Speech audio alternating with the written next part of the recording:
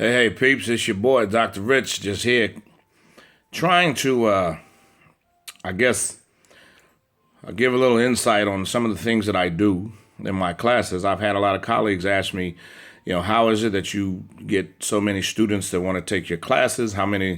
Why do you have so many people enrolling for your classes? And how do we get them to engage? We can't get our students to engage. And, the number one thing that I tell them, I actually tell them three things. I tell them that it's quite simple, actually. It's one of the things that we do in the military, and most of it has to do with actually learning your name. And in the military, it's easy because we wear a name in the military. When I was in the military, and I think we still do it in the military, we wore name tags. Well, that taught me a lot, having 10 and a half years in the Air Force and been around the world for about 6 or 7 times. I realized that the number one thing that people like is you to call them their name when you're talking to them. So I kind of try to bring all kinds of different pieces of information and experiences that I've had over the years into the classroom. So the number one thing, and I'm just going to give you a little insight, and if you want it, you can have it. If you don't, hey, you can tell me to go to somewhere. Number one, in order to get engagement with your students, you have to check your ego at the door. Now, I'm sure when they signed up for the class, they understood that you were the professor, the PhD, the MBA, the PsyD, whatever you have, whatever certification you have or what have you. You understand that you're the professor and they're the student. You don't have to say that. It's something like that lions don't need to roar thing, If a lion came walking in this room right now, I'm pretty sure that I wouldn't have to hear it go roar for me to understand that it was a lion, the king of the jungle. Don't mess with that. Run. Actually, run. So the students kind of feel an intimidation factor, or, a lot of times, especially in community colleges where I teach, the range of student goes from anywhere from 25 to 60. I've had 54-year-old, 60-year-old people in my classroom. And the number one thing, these people have life. They have children, they have other things, and it's kind of hard to come in and go, I'm the professor and you're the lowly student. So many times I see that in colleges and I just shake my head and I go, daggone, man, you have to come to a point where you just say, have you or have you not achieved enough to just give a little of yourself? Number two, learn your students' names. I try to learn my students' names on the first day, if not the second. I try to have all of my students' names memorized. Bobby, Christina, even the hard names. Some people say, well, my name is Yi Young, but you can call me Mary.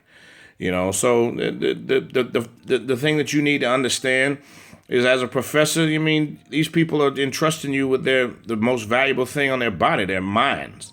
The mind is a terrible thing to waste. And of all the things you ever lose, your mind is the most valuable. So these people are actually paying money, trusting you to expand their minds and to teach them something. The least you can do as a professor is learn your students' names.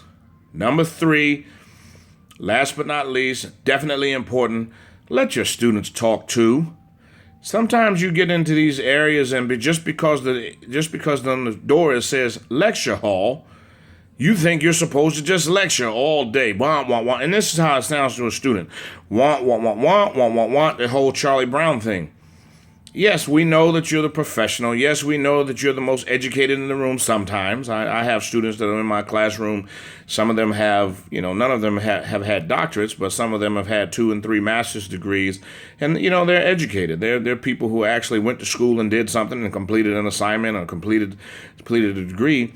But you let your students talk too. They also have something to say. You make it more of a discussion, a collaborative session. And this is the kind of thing that I usually do in critical thinking class. But I started it in critical thinking class, but I expanded it to all of my classes.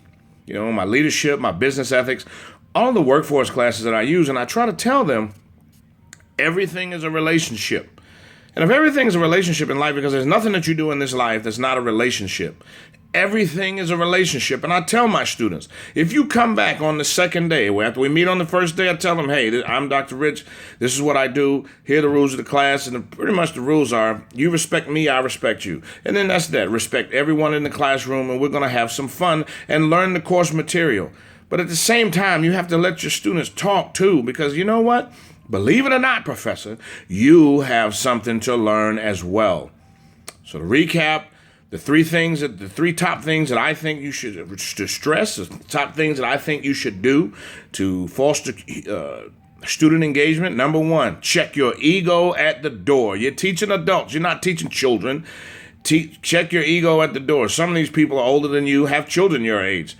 So professor, doctor, whoever you are, MBA, MA, whatever you have, whatever academic designation you have, check it at the door. They already know you're the professor. Leave that alone. Just go in and enjoy yourself and teach the class. Number two, learn your students' names. Learn your students' names. No one likes to be called, hey, you, and yeah, and oh, yeah, about that, and this, and that. No. Call your students by their names. Learn their names. And what that does, it lets them know that you took the time to take an interest in who is in your class. And number three, let your students talk too.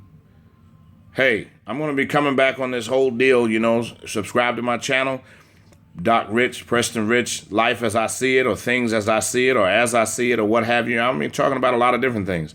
Today I talked about how to get students engagement, how to get students engaged in your classroom. And I want you guys to just read it, just listen to it and try to do it. And, hey, if not, just reach out to me, drprestonrich@gmail.com, or you can email me at doc@prestonrich.com. Hit me on Twitter at DocRich1, or, hey, man, just come to Collin College or Richland College in Dallas, Texas, or Frisco, Texas, and I'll be there, H238. Y'all have a good one. Bye.